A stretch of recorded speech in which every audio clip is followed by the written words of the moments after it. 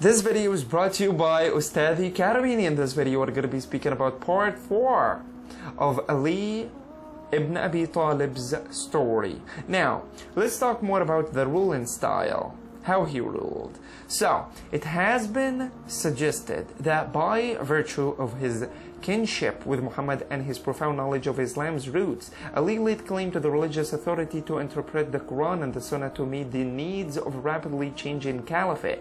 Ali opposed a centralized control over provincial revenues, favoring an equal distribution of the taxes and booty amongst Muslims, following the precedent Muhammad sallallahu alaihi wasallam. This practice, according to Bonawala, might be an indication of Ali's policy to give equal value to all Muslims who served the religion of Islam, a policy which later garnered him considerable support among the traditional tribal leaders. According to Sha'ban, Ali's policies earned him the strong support of the underprivileged groups, including the Ansar, who were subordinated after Muhammad by the Quraysh leadership, and the Qurra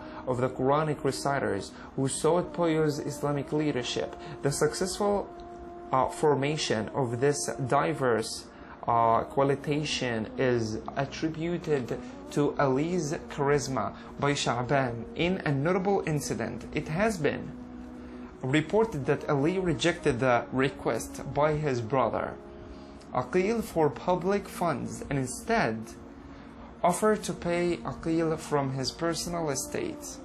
Battles. Let's talk more about battles. Battle of the Camel. According to some scholars, they said that although Aisha had supported opposition against Uthman, she had gone on pilgrimage to Mecca when they killed Uthman.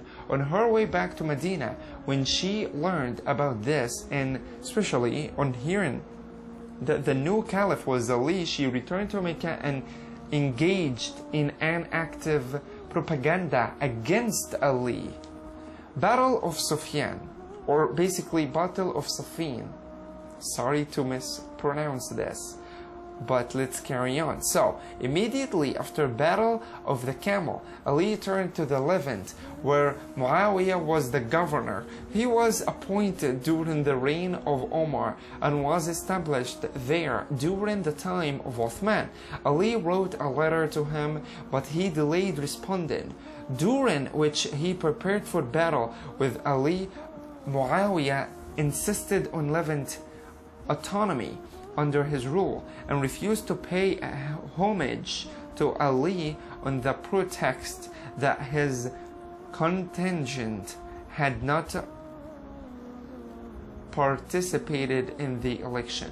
Ali then moved his armies north, and the two sides encamped at Safin for more than 100 days, most of the time being spent in negotiations, which was in vain. Advent of the Khawarijites, or the Khawarij.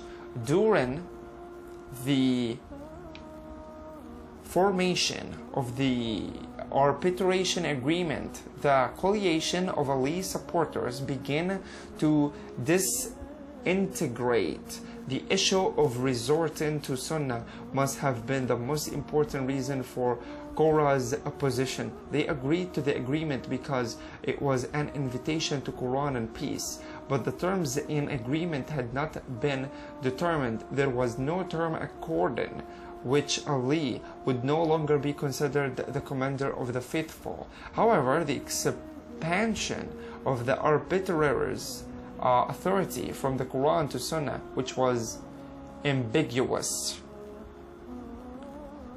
jeopardized the